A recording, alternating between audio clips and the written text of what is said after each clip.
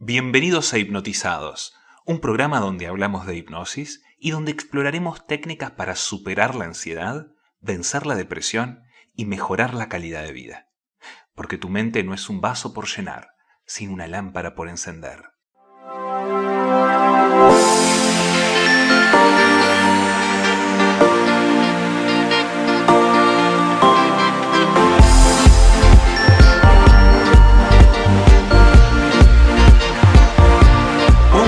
Tardes, noches, bienvenidos a nuestro tercer episodio de Hipnotizados. Hoy, 14 de julio, no puedo creer lo rápido que se pasó todo esto, lo rápido, ya estamos en un tercer episodio, la cantidad de respuestas que hemos tenido.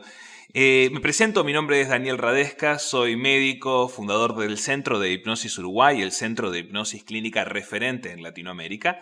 Y hoy es un gran día, ya que estamos inaugurando una nueva etapa, una nueva sección en nuestro programa de preguntas y respuestas. Preguntas que nos hicieron en los diferentes medios y que vamos a responder aquí en este programa. Les cuento que estoy muy contento. Primero y lo más importante, nació el pasado lunes mi segundo sobrino, Alfonso, a quien le mando un beso gigante y que posiblemente dentro de unos años esté escuchando este podcast. Lo segundo es que, recibí muchos mensajes, así que perdón si demoro en responder, tanto por Instagram, en hipnotizados_ok, como en el medio habitual en el cual nos pueden enviar directamente los mensajes, que es a través de hipnotizados.com/contacto. Muchas gracias por tanto cariño, es un verdadero placer para nosotros poder compartir estas experiencias, así que, como les decía hoy en este episodio muy especial, que por cierto si les gusta puede quedar como una sección en este programa, se trata de preguntas y respuestas, preguntas que ustedes tienen sobre la hipnosis, y en este caso seleccioné algunas sobre las preguntas que me parecen más útiles y de las que hemos recibido. Es imposible tener todas las preguntas, así que me gustaría ir contestándolas a medida que vaya pasando el tiempo, y la idea es que ustedes puedan hacerlas de manera libremente. Sin más, empezamos entonces con la primera pregunta. La primera pregunta en realidad la hace Anabel, que nos dice lo siguiente. Si estamos en una sesión de hipnosis y nos dormimos, ¿nuestro inconsciente igual lo percibe? Muchísimas gracias por la pregunta, Anabel. Es una excelente pregunta. Muchas personas se cuestionan el hecho de si cuando se duermen el inconsciente puede entender o no entender. La hipnosis es un estado muy diferente al sueño. Así que por lo tanto hay que tratar de evitarlo. La hipnosis es ese estado de concentración y focalización máxima.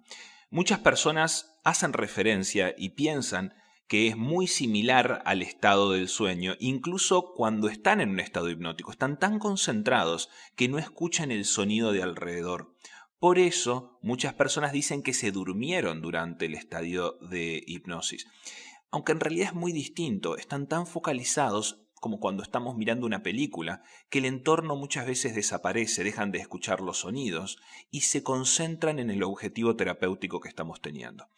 Claramente puede pasar que una persona esté cansada e ingrese en el sueño, y cuando ingresa en un estadio de sueño es importante que el hipnoterapeuta esté atento para despertarlo o de repente llamarlo por su nombre, y en ese momento la persona regresa o se despierta un poco y nos permite continuar con el proceso terapéutico habitual de hipnoterapia. Entonces, depende mucho del terapeuta, pero lo más importante es que la persona permanezca consciente, atenta a las cosas que están ocurriendo, porque cuando uno está muy focalizado en algo, le permite conseguir resultados de manera totalmente distinta, más focalizados, aprendiendo de mejor forma.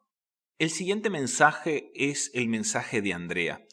El mensaje dice lo siguiente: me encantó la definición de hipnosis. Calculo que hace referencia al primer capítulo de este programa. Yo dejé de fumar con ustedes y me es difícil explicar de qué se trató. En realidad creo que es una experiencia difícil de transmitir. Así que voy por la vida transmitiendo la importancia del trabajo de ustedes.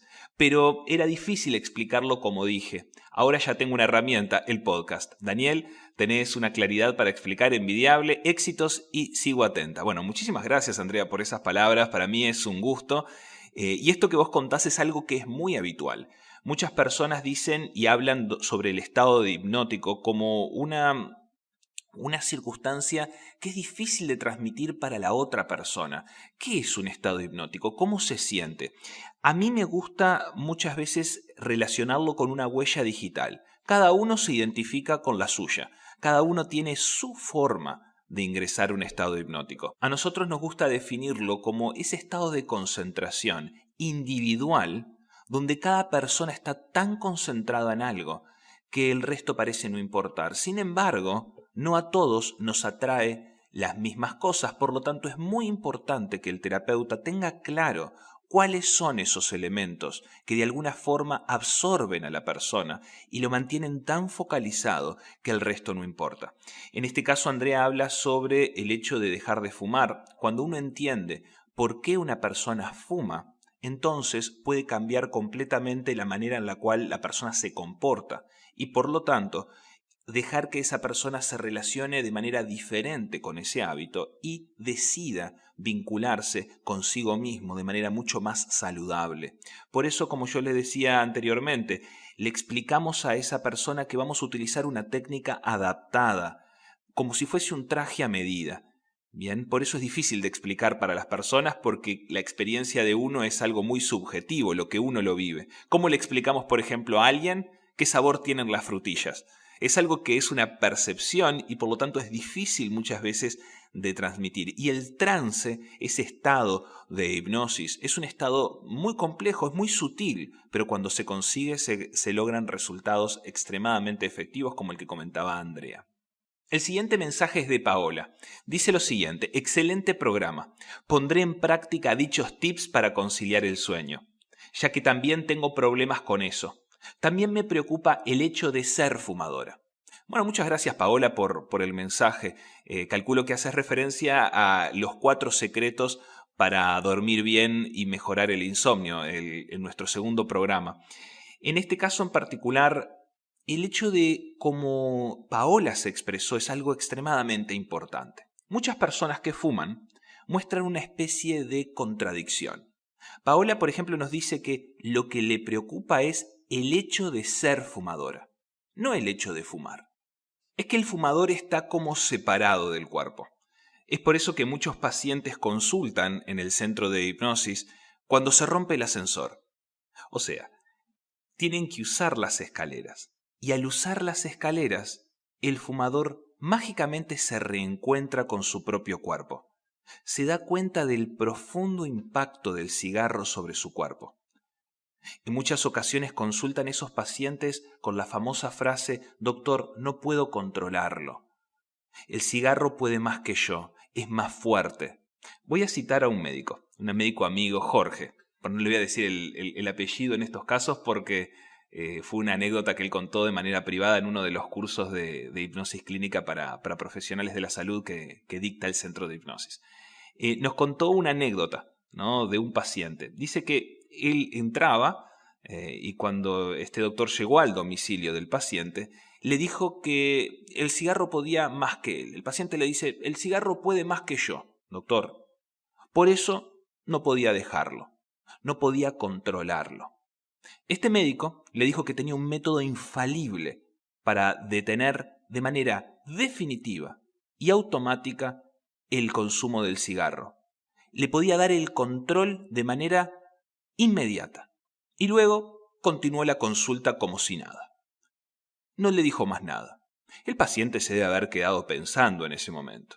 Luego de completar esa visita médica, de por cierto había consultado por un broncoespasmo severo, producto de este consumo excesivo de cigarro, el médico atinó a irse y cuando se iba el paciente lo detuvo enseguida para que le contara cuál era ese secreto infalible para tener de alguna forma control y dejar definitivamente el cigarro.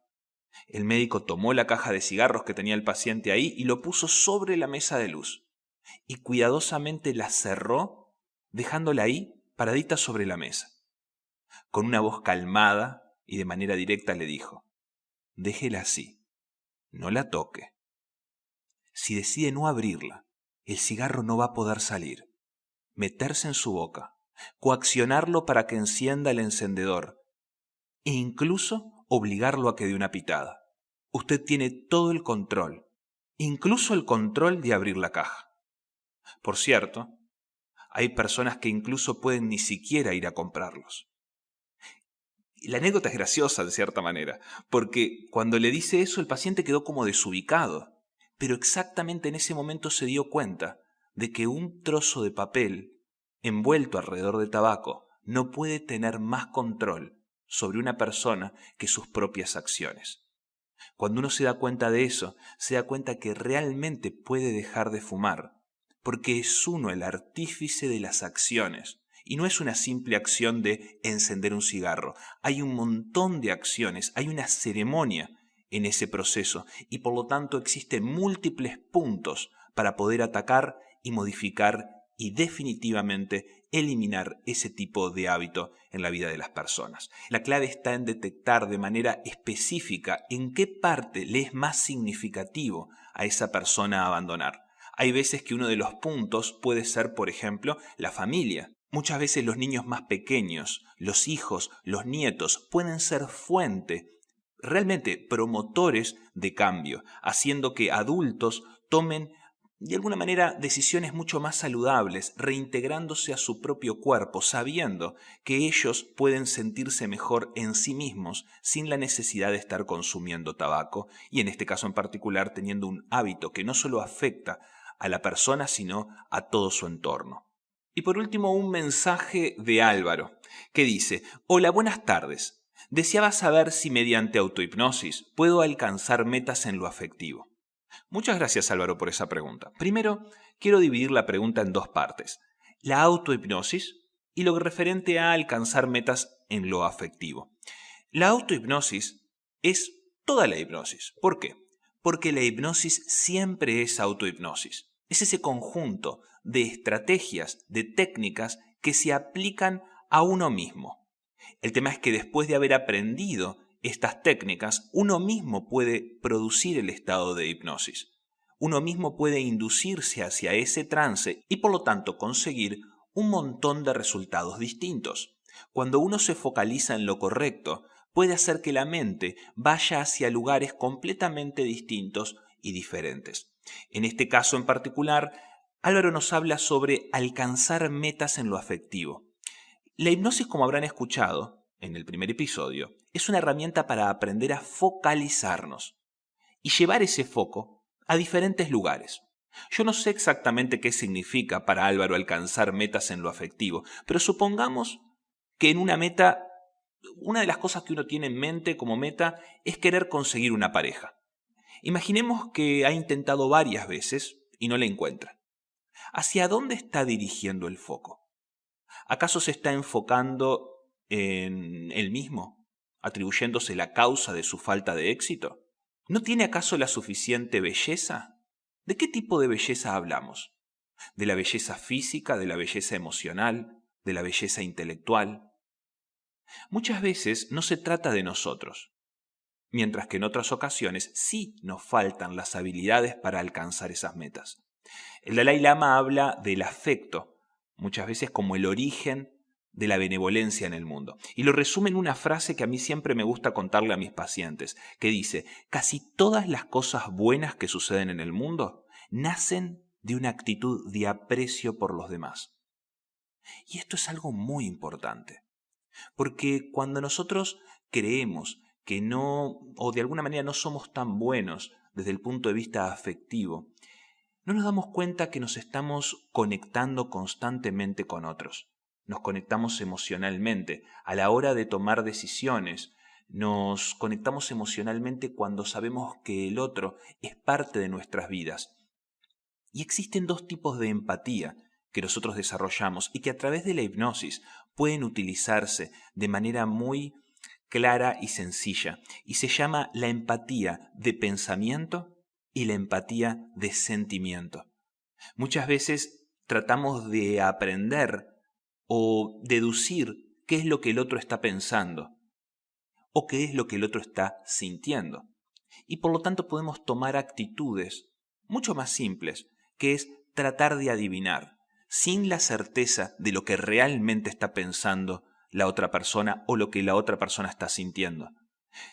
Por ejemplo, para lo que tiene que ver con la empatía de pensamiento, podríamos estar utilizando una técnica que es muy común en el diario vivir, que es preguntar si estás equivocado o no. ¿Acaso con aquello que dijiste estarías pensando en algo como esto? Es como tratar de adivinar lo que la persona está pensando. En realidad es nuestro pensamiento, pero tratamos de chequearlo con el otro, a ver si realmente estamos coordinados. Y lo otro es hacer empatía de sentimiento. Por lo que me decís, si de alguna forma pensás esto, yo en tu situación me sentiría así. ¿Estoy en lo correcto? Practicar la empatía de pensamiento, o sea, tratar de adivinar lo que el otro piensa y chequear a ver si realmente es coherente con lo que nosotros pensamos, y luego que la persona nos los dijo, hacer empatía de sentimiento, en este caso es, por esto que me decís, de alguna forma yo me sentiría de esta forma. ¿Estoy en lo correcto? Nos permite a nosotros vincularnos afectivamente de manera distinta, saber que estamos alineados con el otro. En este tipo de charlas se generan vínculos y muchas veces cuando las personas hablan sobre metas en lo afectivo, son metas en lo referente a construir vínculos. Y la construcción de vínculos es algo bilateral, que el 50% depende de nosotros, pero muchas veces depende de la contraparte. El otro 50% tiene que ver con lo que la otra parte piensa y nosotros solo podemos controlar aquellas cosas que están dentro de nuestro círculo de influencia. ¿Cuál es nuestro círculo de influencia? Lo que Epícteto decía, usted solo puede controlar dos cosas, sus pensamientos y sus acciones. Todo lo demás no lo puede controlar, así que no se preocupe. Muchas gracias por escuchar hasta acá, espero que estas instancias le agreguen valor. Si les gustó pueden agregarnos a su biblioteca en Spotify o ponernos 5 estrellas en iTunes. Si creen que estos episodios pueden ser de utilidad, compártanlos con quien quieran, pueden hacerlo a través de WhatsApp, pueden hacerlo a través de las propias plataformas de ustedes. Súmense a nuestro Instagram hipnotizados_ok y envíenos sus mensajes o directamente a hipnotizados.com/contacto. Así que nos estaremos viendo muy pronto en el próximo capítulo de Hipnotizados el próximo miércoles. Chau, chau.